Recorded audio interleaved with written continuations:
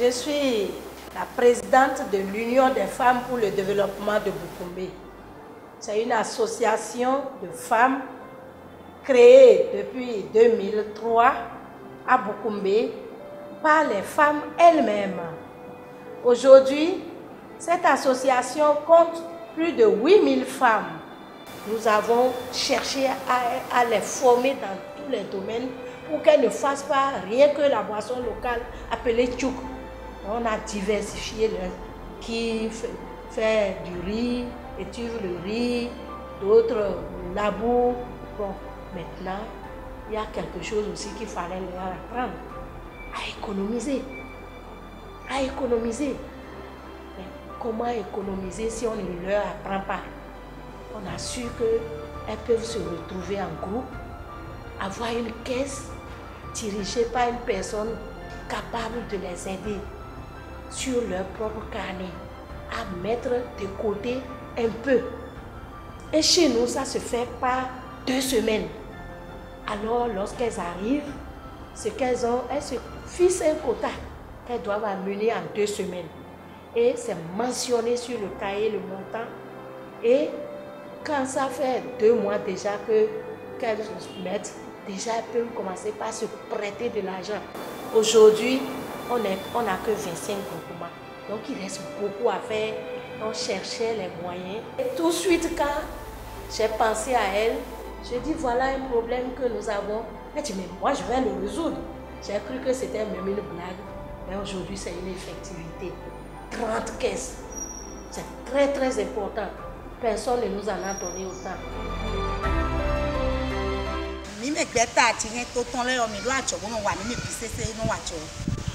Mais ouvert si c'est des deux mais on laisse la maison. Et ouais zobo mi be we madame Elisabeth. Bodo ena aide mi. E maman Elisabeth do je me de nu mi na blo bo ta na sérieux. Mi na aide mi bo mi blo nu eni ole o fi de mi na no isado. E mi na kle mi ali. Bo mi na ke so wu na no kle kwe de mi.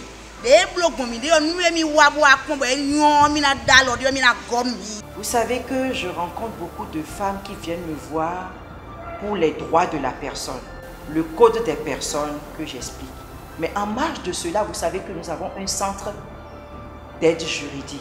Vous savez que parfois les femmes viennent, elles prennent le Zémidjan, c'est encore moi qui paye le Zémidjan. Elles viennent pour qu'on les aide, mais même pour repartir, elles me disent « Maman, je n'ai pas l'argent pour repartir.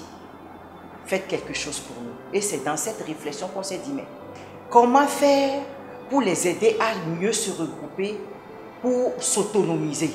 Si quelqu'un a un problème, par exemple devant le tribunal, elle peut trouver l'argent dans la caisse solidairement. » Donc c'est comme ça que j'ai dit, bon, écoutez les femmes, puisque beaucoup n'ont pas pu accéder non plus au microcrédit de 30 000 francs. Donc je dis, voilà, j'ai commencé à réfléchir. Donc c'est le Femmes actives du développement communautaire. À long terme, j'aurais bien aimé mettre ce projet en route sur toute l'étendue du territoire. Maintenant, je suis au projet pilote. C'est une phase pilote qui se fait déjà à Tori, à Pomassé, à Tokpadomé et à Ouida. Parce qu'à terme, vous savez ce que je veux faire, c'est de voir comment les femmes peuvent s'échanger des produits d'agriculture, ouvrir des marchés. Qu'est-ce qu'on fait à Boukoumbe? De quoi Boukoumbe manque? De quoi Ouida manque? De quoi Tori manque? Pomassé. Je donne l'exemple de l'huile rouge. Si on doit aller l'acheter dans le marché de Boukoumbe, ça va coûter 10 fois plus le montant que ce que je vais trouver à Ouida et à Tori où on fait de l'huile rouge, par exemple. Donc, comment après mettre toutes ces femmes ensemble sur le territoire pour qu'elles s'échangent leurs produits à moindre coût, qu'elles vendent à moindre coût, pour qu'elles se donnent assez d'argent.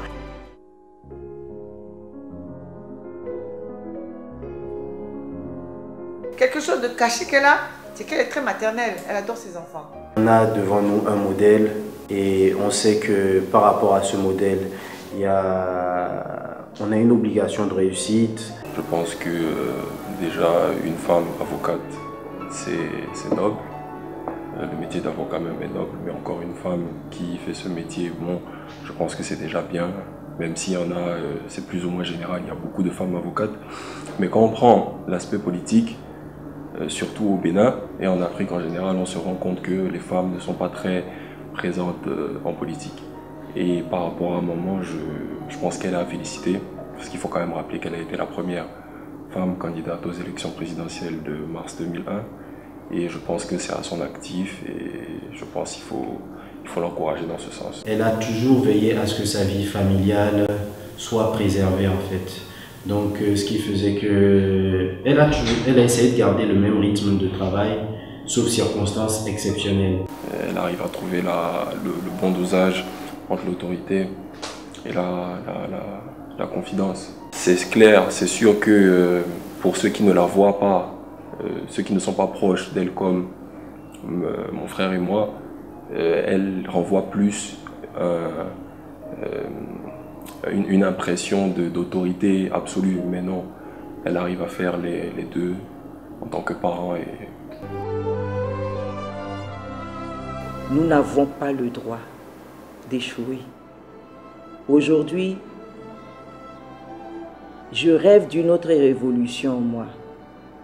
Parce qu'après les 25 ans de la conférence nationale, il y a encore un défi à relever. Nous allons avoir le 13e président de la République de ce pays depuis 1960. Je vois la jeunesse qui dit « c'est à nous le pouvoir ». Et en même temps, je vois les hommes politiques qui s'accrochent à la chose politicienne. Mais lorsque j'évalue les comportements de la jeunesse qui veut tout faire marcher sur tout, et ces hommes qui s'accrochent, mais où est le rôle de la mère? Personne ne pense à la femme. C'est toujours les hommes depuis 1960. Et aujourd'hui, les enfants que nous avons mis au monde disent, nous aussi on va aller au pouvoir. Mais c'est la femme qui ira au pouvoir maintenant. Donc elle fait partie des femmes rares à embrasser la politique, pas seulement pour rester au stade ministériel, mais pour briguer la magistrature suprême. Et je crois que les femmes disent souvent que c'est réel, qu'elles constituent à peu près 52% de la population. Si ce n'est pas l'orgueil ou la méchanceté de ses pairs, elle serait élue. Les activistes politiques comme Marie-Élise Bédot, qui portent la défense de la femme, telle qu'elle porte, telle qu'elle amène cette défense, auront le rejet, ou bien les obstacles dus à l'effet phallocentrique de notre civilisation, de notre culture, à l'étape actuelle. Mais je pense qu'elle mène un bon combat. C'est aussi une femme de compromis, qui sait ses limites, qui sait que dans le combat politique, il y a parfois des compromis à faire. Elle a participé au gouvernement du président Mathieu Kérékou, qu'elle avait pourtant fortement critiqué à l'époque. Elle a aussi participé au gouvernement du président Yahya. Et j'ai eu le bonheur d'être un de ses collègues au gouvernement. Au-delà de toute considération, elle a réussi à incarner des valeurs. Elle a réussi à incarner des modèles sociaux positifs pour nombre de personnes, surtout au sein de la jeunesse béninoise. Et en cela, je ne peux que la remercier. Ma fille a eu le bonheur un jour de la rencontrer au collège Notre-Dame des Apôtres ici à Cotonou où elle était élève. Elle était rentrée presque transfigurée. Elle était venue me dire, papa, j'ai rencontré celle que je cherchais à rencontrer. Je lui ai serré la main. Elle était heureuse. Elle sait que tous les magistrats du Bénin sont corrompus, c'est pas possible. mais ne nous voilons pas la face. Il y en a. Il a des problèmes chez nous. C'est vrai. Et je crois que c'est certainement dans l'optique, dans l'idée de mettre l'accent, de mettre en exergue ces problèmes-là. Et comme je vous l'ai dit, quand elle pense quelque chose, elle est entière.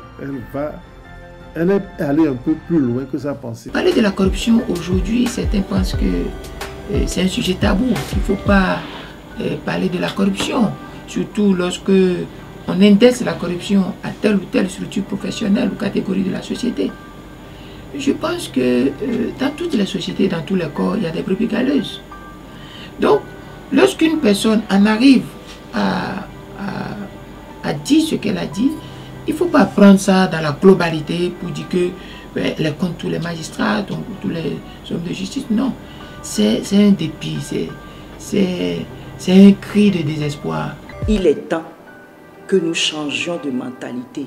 Je rêve de cette révolution féminine qui prendra le pouvoir en 2016 et la révolution de la justice. Parce que depuis 25 ans, le bilan est négatif côté justice. On a laissé l'impunité s'installer. Et ça amène beaucoup de frustration. Vous avez vu les hommes d'affaires qui veulent prendre le pouvoir aussi, comme une revanche. Honnêtement, ils ne sont pas à leur place. Moi, si je deviens président de la République, j'ai besoin des hommes d'affaires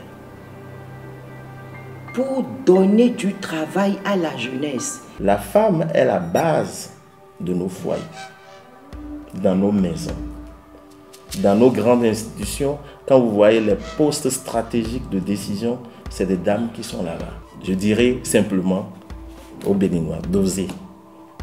Et il est temps d'innover aussi. La victoire pour elle, c'est dans la participation même à l'élection présidentielle. Et pour avoir été la première femme de notre pays à oser et à se maintenir contre vents et marées, nous ne pouvons que lui tirer chapeau. C'est le lieu pour moi de remercier ces deux chefs d'État, le président Mathieu Kérékou et le docteur Yahi Boni, qui m'ont permis d'apprendre à gérer le pays. J'avais une parcelle de pouvoir qui m'a permis de gérer les hommes et les femmes, les affaires publiques. Ah, c'est une très bonne expérience. J'ai apporté une touche différente de ce que tous mes collaborateurs, aussi bien au niveau du ministère de la Justice qu'au niveau de l'industrie, ne connaissent pas. Moi, je pars du principe que la fonction publique n'est pas dynamique. Mais moi, en ma qualité de femme du secteur privé, qui gère une entreprise juridique, j'ai appris à mes collaborateurs à fonctionner autrement, ne serait-ce que du point de vue de la ponctualité au travail. J'ai donné l'exemple. Il y a un conseil de cabinet. Ça réunit les directeurs centraux, les directeurs du cabinet, les secrétaires généraux du ministère, les directeurs généraux autour du ministre. 7h30, elle-même, elle vient au service à 7h. Donc à 7h30, on commence le conseil de cabinet. Lorsque c'est ainsi, quel est le directeur qui va venir à 8h? Puisque ton ministère est déjà là. Et ce n'est pas que le ministère là, on voit qu'il est là. Le ministère est là, mais il y a une réunion tous les jours. Elle cherchait quoi? La qualité. Et rien que la qualité. Et quand elle vous dit rendez-vous à 9h, c'est 9h. Quand vous venez à 9h10, c'est fini.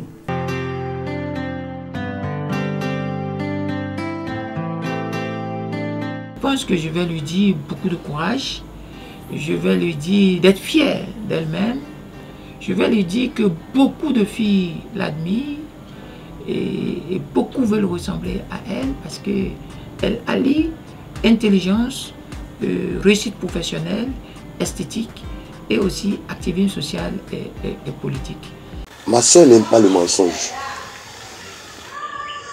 Elle n'aime pas la tromperie.